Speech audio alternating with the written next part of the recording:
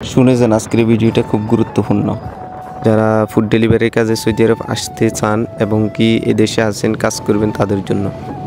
আসসালামু আলাইকুম, সবাই কেমন আছেন? আশা করি সবাই ভালো আছেন। আমি ভালো আছি আলহামদুলিল্লাহ। আপনাদের সাথে আছি আমি ইমাম হোসাইন।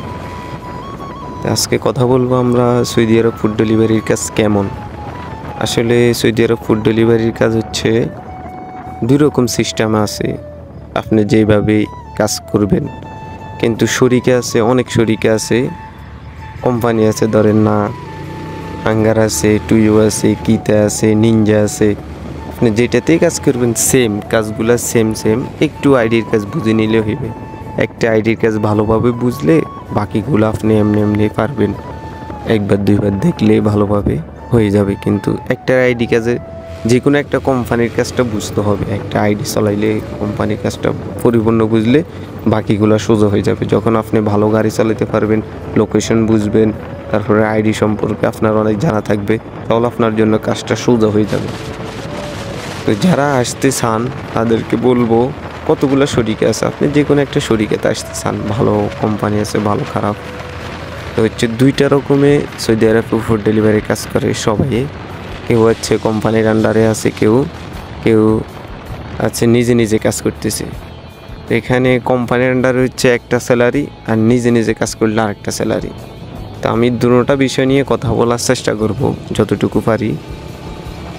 কোম্পানির আন্ডারে যদি আসেন আপনারা কোম্পানি থেকে সুযোগ সুবিধা পাবেন, খাওয়া থাকা আকামা সব কিছু কোম্পানির, গাড়ির তেল দিবে, গাড়ি দিবে, সব কিছু কোম্পানি দিবে।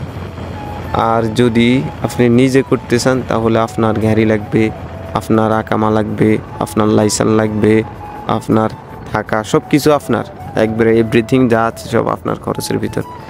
কোম্পানির কাজে আসলে, কোম্পানির মাধ্যমে আসলে আপনার সব কিছু কোম্পানি বহন করবে, লাইসেন্স হতে পারে সব কিছু।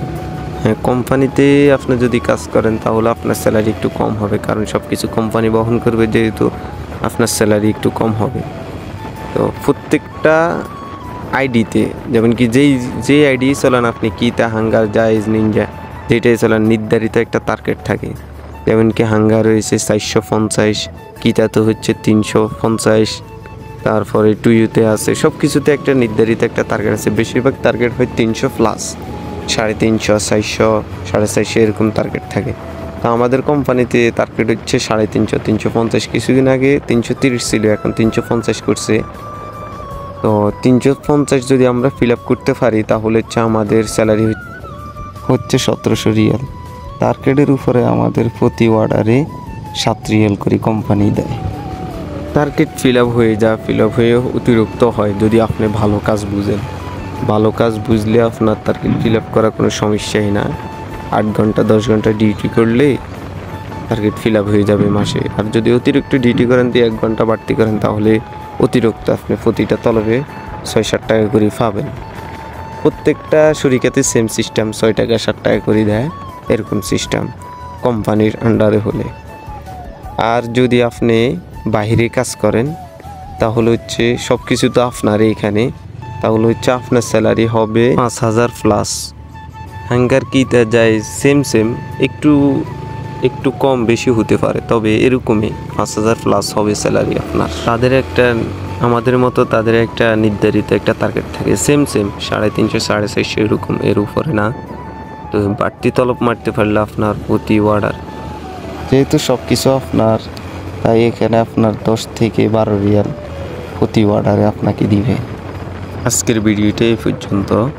ফুড ডেলিভারি সম্পর্কে অন্য একটা ভিডিও নিয়ে আসবো আবারও ইনশাল্লাহ। দেখা হবে। আসসালামু আলাইকুম, ভালো থাকবেন, সুস্থ থাকবেন।